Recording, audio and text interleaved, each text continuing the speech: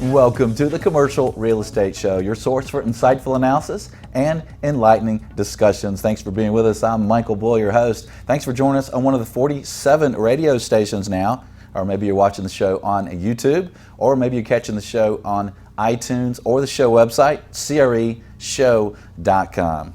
Well, today we have an incredible show for you. I'd like to welcome my guest. It's Rod Santomassimo. He is founder and president of the Massimo Group. They're a commercial real estate consulting and coaching company. Rod is also the author of Brokers Who Dominate. That is a fantastic book if you're in sales or in commercial real estate business. And also he's now written another book, another bestseller coming down the pike here. It's called Teams Built to Dominate. I've read this book. I recommend this one as well. Rod, thanks for joining us today. Michael, great to be here as always. Well, we appreciate it. And you do a lot of work with salespeople in the mortgage business and especially in the commercial real estate business, and you help them with their coaching, consulting, and with their business.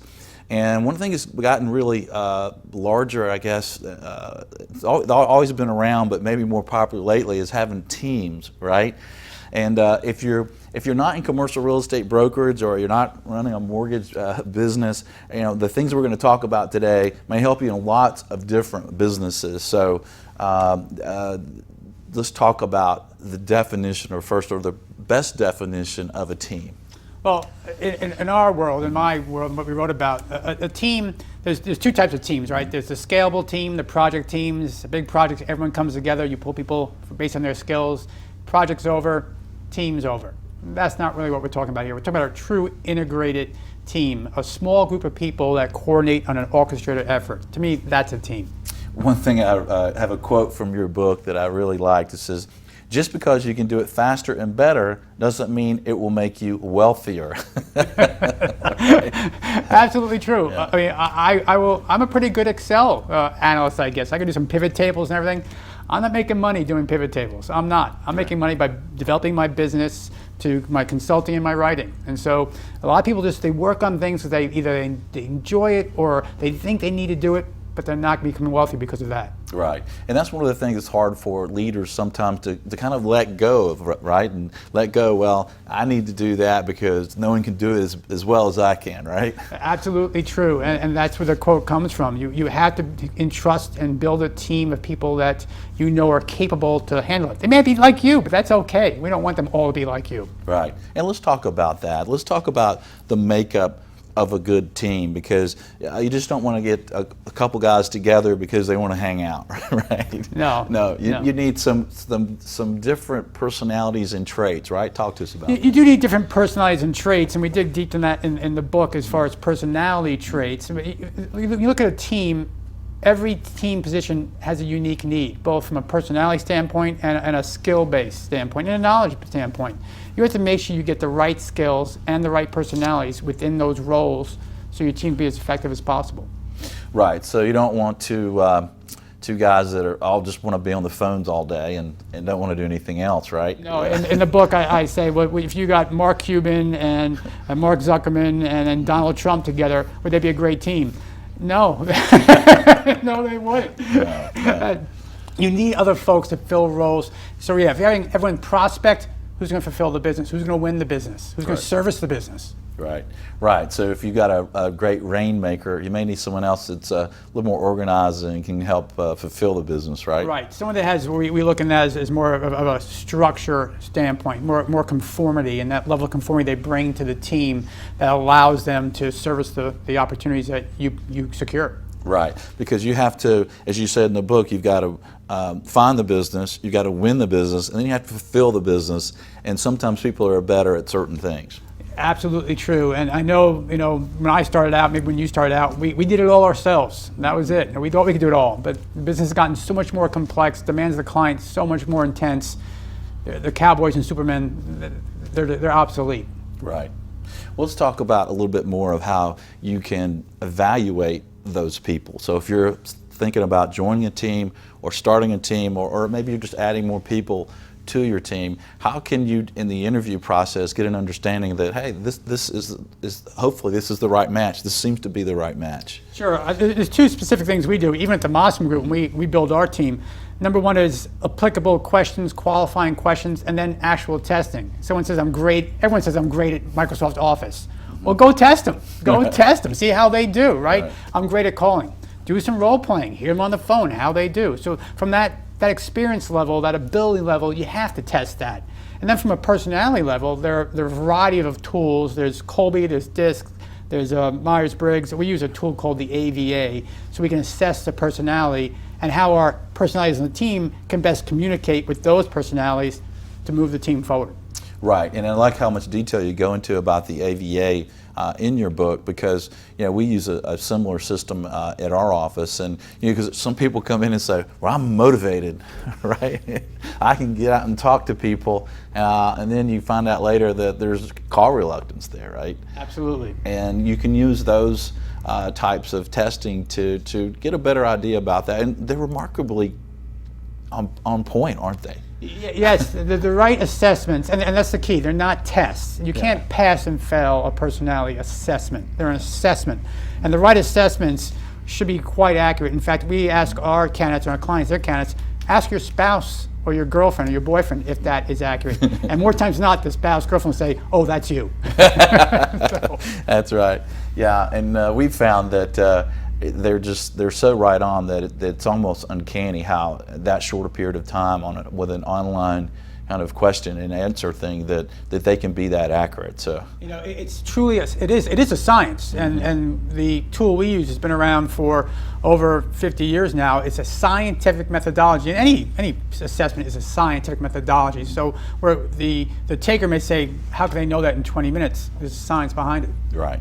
Now let's talk about some of the ways that you can benefit by having a team. One of the things that I see in our firm is that teams tend to have more accountability processes in place, where an independent broker may think, you know what, if this deal closes, I'm going to have a good year, and then sometimes they're not doing the daily activities that make them successful. So do you see that in teams, that do they tend to have more accountability processes? Yeah, no doubt. The teams that we studied, the teams we identified as dominant teams per se, they do have accountability infrastructure. They all are accountable to themselves. They have open communication. There's no guesswork of who's doing what during a week. I mean, they meet regularly. I know a lot of folks don't believe in meetings, but the dominant teams that we've studied tend to meet on a regular basis and hold each other accountable. Right, because they all have now. It's like when if you work out alone, or if you say you're meeting someone to work out, right? You're more apt to be there. More apt to be there. More apt to be there. My accountability coach on workouts were sitting right here watching our show live. So hopefully you worked out today. I did. Okay. I did. And so let's talk about how to set up a team and set up the accountability. One thing in your book, you refer to a team operating agreement. Talk to us about that. Well, not for everyone, I understand that, but if you can document the team vision, and I'm talking about the small team vision, what that might be, what the major goals are, and then dissect that and break that down to every individual's responsibility, not just the prospector and the servicer, but also the admin and the researcher, and maybe 2 or 3 guys, girls, and maybe just 20 folks. Teams can be various sizes.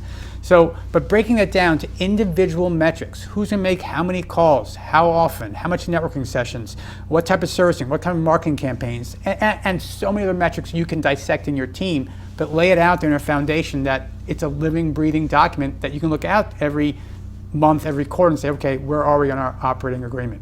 Right, and then you're getting a buy-in, right, from every member to say, hey, this is what I'm going to do, and then they understand what everyone else is going to be doing, right? Right. You have to clearly define the roles of everyone understand each other's roles, and be champions. And we'll get into team leadership, I guess, a little later, but everyone can be a leader on the team. You probably have 1 or 2 main team leaders, but if you're the leader of research, you're the leader of research. That's your role. If you're the leader of servicing accounts, that's your role as well. So that has to be clear, and everyone has to understand we're all working together for the common good of the team. Yeah, I think it's so important because there's so many aspects of running a commercial real estate brokerage practice, I like to tell agents when they're getting in the business that, use an analogy of a franchisor or franchisee. Yeah, you're working at a company that's going to have great tools and name and things to help you in training, but you're running the business, right? Right. You're running the business. It's your business. And you have to run it like a business. And I know when that first book, Brokers Who Dominate, that was an acronym for these 8 traits, one which was teams, but the E was entrepreneurial. And the key is you have to understand this little team, it's your business. Right. All right, well, stay tuned. We're going to take a short break. When we get back, we're going to talk about ways to handle the metrics so the metrics become reality and your team is successful. So stay tuned. I'm Michael Bull. This is the Commercial Real Estate Show. We'll be right back. The Commercial Real Estate Show is brought to you in part by your friends at Bull Realty. When your business requires proven performance, visit bullrealty.com or call 800-408-BULL.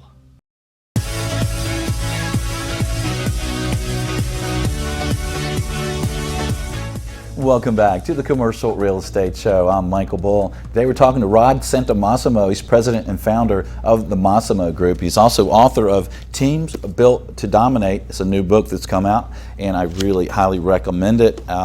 Just finished reading it, and it's fantastic. And one of the things that you say in there, Rod, that I think is very key is to take your time going into a team, whether you're a new team member or an existing one or creating a new one. You really want to make sure you've got the right people and the right setup, right? Absolutely. I do strongly believe to be as successful as you can be individually, you must have a team. I know that. You need to take your time developing that team to get the right people. Going by your gut's great. There's only one element of many things you should be doing. You have to make sure you have the relationship with the folks and know them as best you can through qualification, interview questioning, getting the references, talking to them, watching, testing them from an ability standpoint, assessing them from a personality standpoint. But many of the teams that we talked about in the book, Michael, they knew each other for years before they decided, you know what, maybe it's beneficial if we start working together. The trust factor was already there.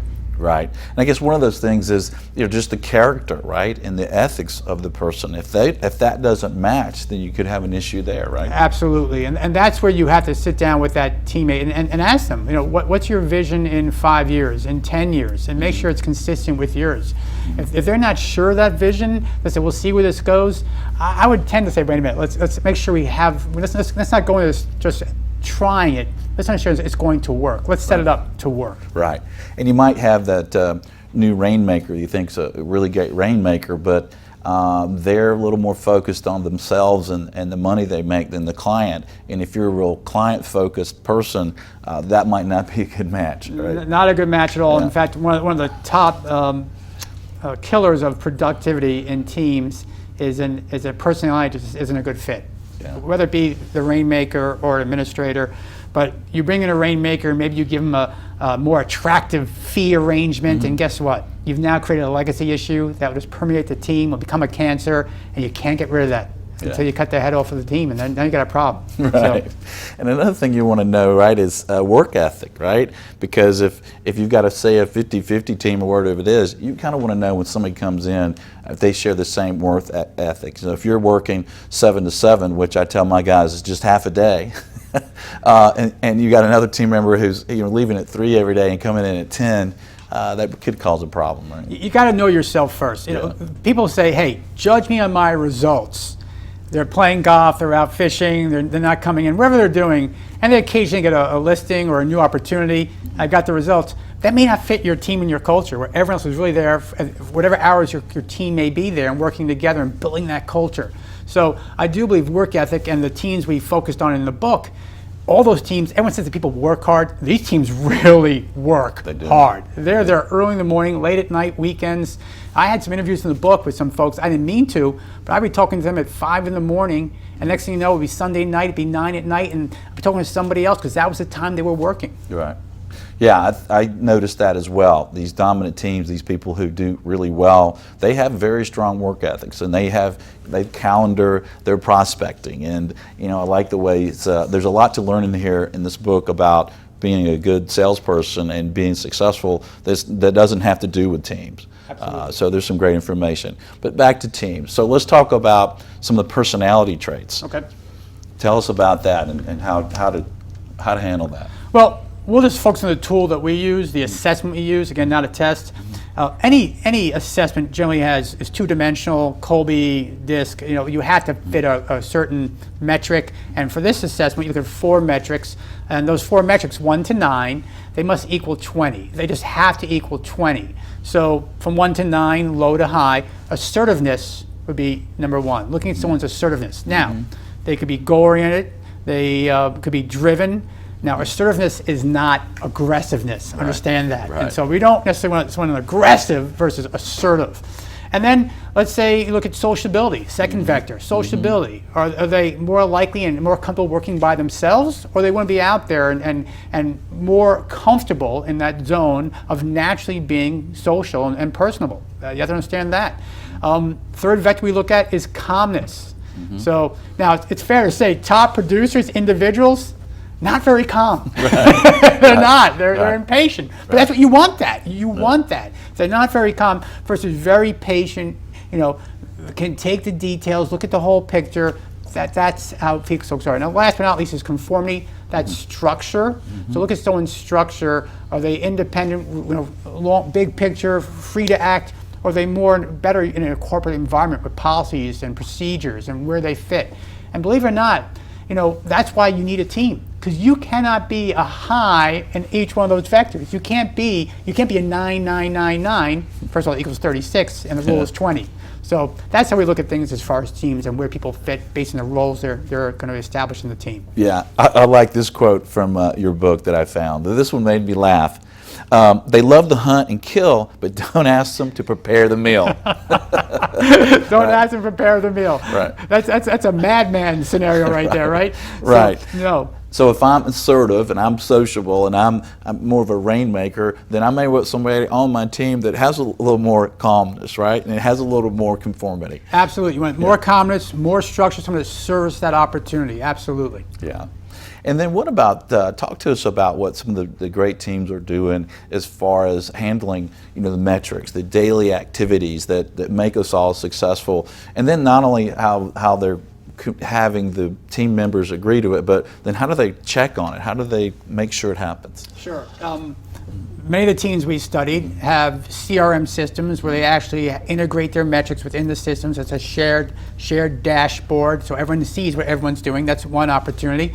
Other teams are using applications, custom made or off the shelf. Like in our coaching clients, we have an app both on the phone and on the computer where they can track team metrics on a weekly basis. I do believe in tracking weekly metrics. Daily metrics is a little micro to some point, but you have to track weekly metrics. Monthly metrics is really not the way to go. They look at that as well. And then the communication they have, both inter-office and the formal meetings where they're checking. One team we looked at, they have a daily huddle. Every day at 8 o'clock, the team huddles. Here's the goal of the day. See you tomorrow at 8 o'clock in the morning. That's their metrics. That's great.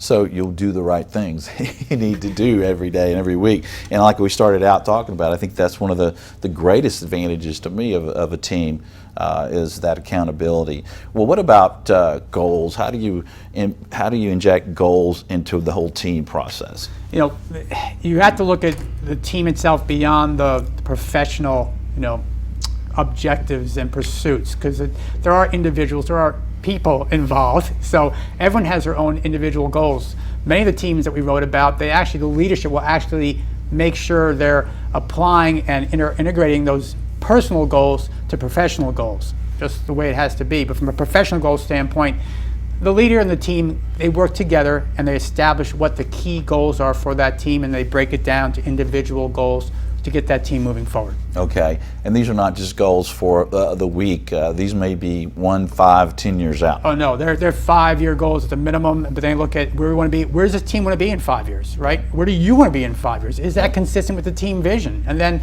break that down to 3 years and 1 year, then quarterly goals, and then monthly goals. Yeah, and another thing that I noticed about your book is that all these teams are different in their own way. So there's no one way to do a team. We're going to talk about some of those various ways that you might want to set up your team. So stay with us. I'm Michael Bull. This is the Commercial Real Estate Show. Stay with us. We'll be right back. Xceligent, the resource professionals like CCIMs, CBRE, JLL, Colliers, and Bull Realty use for market intelligence. Commercial Search is the site to market and find available properties to buy, sell, or lease all over the country. Visit commercialsearch.com.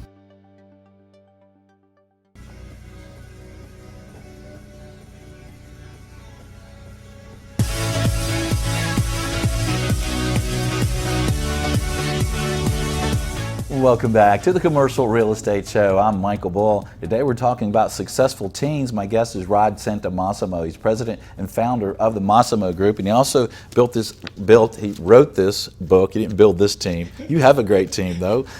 Teams built to dominate. And Rod, there's all sorts of different sizes of teams and how teams are made up, and from large to really small teams. Tell us an example of some of the ways these are set up. Sure, and let's go back to the original definition, right? A small group of people coordinate and orchestrated on a specific goal or objective. So a team is, I know CEOs may say, my corporation's a family. Right. That's not really a team in our words. The team can be just starting out, just you and an assistant. For me, it was just me and my wife when I started out. That was my team. We were a team. So people are frightened by team. I don't want to build this big team, have a management headache. No. Team can just be you and one other individual that offsets your, say, your challenges. I won't say your weaknesses, your challenges. Where you're challenged, they can offset that with their strengths.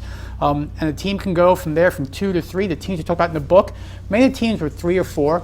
A partner or a junior partner, a leader, and maybe an administrator, and then another producer, and someone fulfilling some business. Teams up to 6, 7, 8. Now we go to a grander scale where there's a line of producers and support behind them, and then research alike.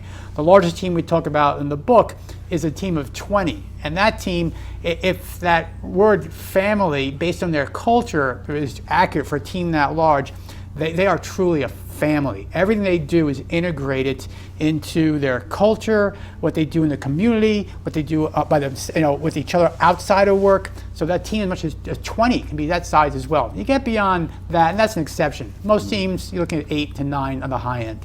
Yeah. And let's talk about an example of a smaller team. So you mentioned you might be just an agent, or we like to call them all brokers in commercial real estate, right? It just sounds better. Right. So you might be a single broker, and then you've just hired an assistant that could be even virtual or part-time, or maybe full-time. And one of the things I think you bring out very well to the people you're coaching in your book is that you've got to look at the value of your time, right? So if you're looking to make $200,000 a year, your hourly wage and value is pretty high. Very high, very high. And so if you're doing that administrative work, that if you can do it faster, better, it won't make you wealthier, that's what comes into play. And so from a small team perspective, you mentioned the word virtual. The teams that are truly dominant teams don't necessarily have virtual teammates. They'll have someone either physically with them, part-time or full-time, to move forward. So from that standpoint, smaller teams, they looking at what their strengths are. I'll look at one team, for example. I'll look in Baltimore, we talked about the gentleman's a true business developer. He is, but he understood that he was getting so much business, someone had to help service that business, and not only that, fortify the relationships, because his business is a true relationship business, what he does. So he found a very charismatic individual. He knew, he liked, he trusted over the years, and together they built a very nice boutique specialty firm. But they had to have an administrator because they were good at what they were good at. Servicing a deal they could not do. Yeah. So they went out and found a very strong administrator to support them as well. Like you said, they like to hunt and the kill, but don't ask them to prepare the meal. They're not preparing any meals. No, they're not. So I guess another example of a small team could be a rainmaker, and then he has an assistant who is doing business development, and maybe has one that's doing transaction management. And then as far as, and I think one of the questions that listeners have, and I know my brokers have, is, well, how do you set up the compensation packages in these? So, and I know they're all different, right? But give us some examples of some that you've seen. Sure, and I'll speak speak about, because that's probably the one I hear why people don't do teams most. Well, I had an assistant, I had a partner, and then they left me, they took all my clients. That's a common reason people do not have teams. That means the team was not set up both compensation-wise and growth-wise correctly. Compensation should be a sharing situation. Not saying 50-50, not saying a third, but every team member should somehow benefit from the production of the team because they have a role in that production. So what we found in the book is compensation came in many forms. Some teams just based on we're going to create this split for all team members on January 1st. There's no discussion until next January 1st. No matter what happens, who does what, this is the way it's going to be. And those splits were generally reflective of the responsibilities of the team in the beginning of the year. So certainly the admin had a smaller split than someone who found the business or someone who fulfilled the business. Then you saw compensation based on community service. Some teams actually compensated their members if they went out and created goodwill within the community because that was important to the leaders. And the more they did, the more bonus they achieved. Imagine that. Compensation based on networking, compensation based on education. If you went out and got a designation or enhanced your business knowledge, you got bonus as well. So many ways, Michael, and so many unique opportunities to compensate a team. Yeah, and I think that's important. So some of these team members have salaries only. Some of them have salary and commission. So there's a lot of ways to do it. Another big thing that you mentioned is culture, how important that is. We're going to talk about that when we get back. So stay tuned. I'm Michael Bull. This is the Commercial Real Estate Show. We'll be right back. The Commercial Real Estate Show is brought to you in part by your friends at Bull Realty. When your business requires proven performance, visit bullrealty.com or call 800-408-BULL.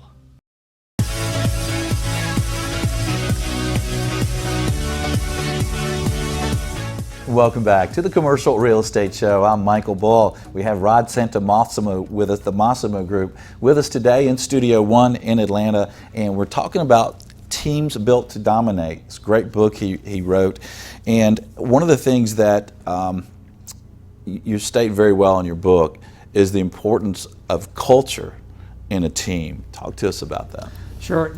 You understand, culture is initially created by the team leader, right? The culture he wants to set within that team, and then it has to permeate and be accepted by every other team member. Different cultures, everyone's unique. There are teams where research, an essential part of their culture was their faith. They had a specific faith which they all believed in, and it was part of their daily ritual. It's just what it was. Other cultures, we talked about community. That was part of theirs. They wanted to really make sure they were entrenched in the community. Another one was fun, believe it or not. Their rule was leave all spouses at home, husbands or wives, it didn't matter, and we're just going to go out and blow it out. And that was their weekly culture. That's what they did. And they went and had fun. They traveled together, but it was to build a camaraderie, to build the trust, to know they could do something stupid and be okay with that, right? So that trust. And as far as culture and trust, sometimes we need trust. Trust, many times the teams we studied, it was created before the team was created. Relationships, like you talked about, they were long-term relationships, and from that, people felt more comfortable and more at ease that this is the right decision for me personally, for us going together and moving forward. And in some cases, it may be rushed, where you have a need, you identified someone, you can't build trust yet, it's impossible. But you take a leap of faith. So a team in our book, a gentleman had a significant book of business, but he knew 1 and 1 could equal 3 if he went somewhere else with this other partner. And he did, and it actually equaled 4. It was exponential, that growth. But it was a major leap of faith knowing that would happen. Right. So all part of culture on a team. Right. And trust is a big part of that culture. And I think, like you said before, that may be the reasons why some people don't start teams or get involved in teams, because they're kind of untrusting. So you want to figure out some way to develop that trust and make sure you're getting in to a team with the right people, right? So what about an understanding of if there is a breakup, one of your team members wins the lottery or decides to go, how about, should you have an understanding of what happens with the database, existing business, clients, that sort of thing? Yes, the dominant teams have a formalized policy as far as exit strategies. And so there are those options for exit. There are all those options obviously for the team to buy back the ownership versus it being sold to anyone outside the team. That generally never happens. But if someone was to win the lottery, there are rules and regulations of what they're allowed to take with them. Someone decides a team's not for me. There are certainly clearly defined processes because I understand if I leave, this may be the case. I just started a new entity just 2 months ago, our Massimo University, with a partner, and we both said, you know what, if we're going to exit, here's what happens. And yes, we had a lawyer right after the agreement, but that's part of being a team. Yeah, and it's an important part. So everyone knows everything, right? There's an understanding of what's going to happen in any situation. One of the things that we found is good for me to ask team members that are starting a team, all right, well, what happens if this? You know, your brother wants you to sell some land for him and you guys are really office brokers. I mean, to just kind of go through different scenarios, right, so you know what's going to happen. Absolutely. The what if scenario, absolutely the way to go. So what are the 5 elements of a successful team? Well, we did find the 5 essential elements all work with one another. So number 1 was strong leadership. You had to have a strong leader, and that just, as we talked about, maybe not be the head of the team, he's the leader. Maybe it's someone leading in research or leading in servicing or leading in the client relationships. You need strong leaders.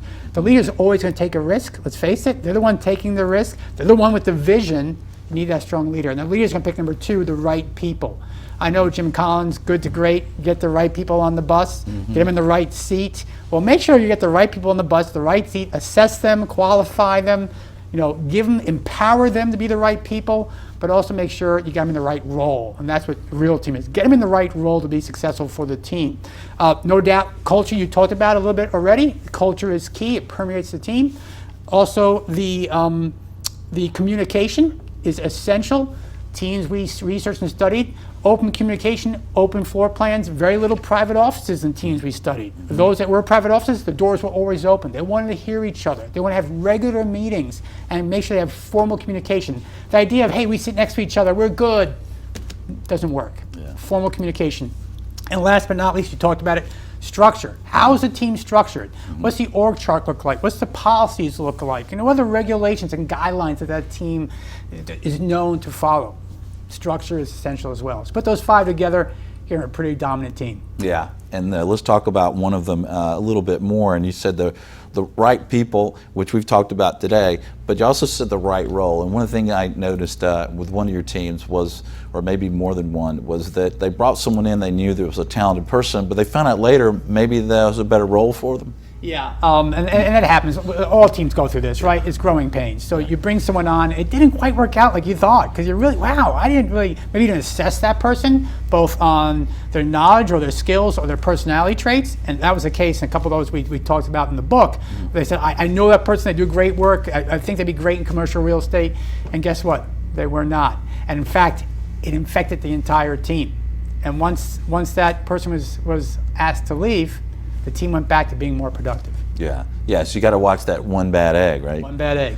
Right. And I liked in one of your teams that mentioned where they had someone that wasn't working well in a role, switched into another role, and it was fantastic. Fantastic. Right. And that was more of a business development to administrative role, and that's where that person was most comfortable and most talented. Right. Yeah. That's a lot of people that come to us and my firm and ask me about a role and what they should do. And so, well, let's figure out what's right for you, and then see if we have that as a match. If we don't, it's not right for you. It's not right for us. All right. Well, we're going to talk about more on teams. I'm Michael Bull. This is the Commercial Real Estate Show. Stay with us. We'll be right back. Xceligent, the resource professionals like CCIMs, CBRE, JLL, Colliers, and Bull Realty use for market intelligence. Commercial Search is the site to market and find available properties to buy, sell, or lease all over the country. Visit commercialsearch.com.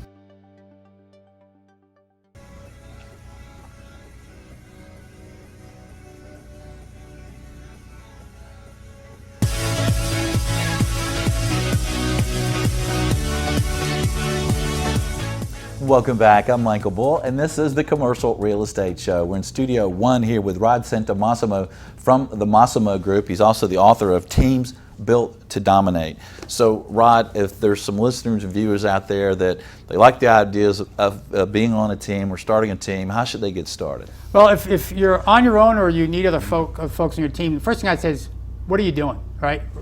Write down every day for 1 week, very simple exercise, what you do throughout the day. And just do it for a week. Do it on a yellow tablet, something next to your desk, whatever, however you journal things. Do it for 1 full week, but write down everything from the most significant, maybe making prospecting calls, business development, whatever your role may be, to the most mundane, answering emails, answering the phone, checking the printer, whatever it might be, reloading paper. Write down everything you're doing.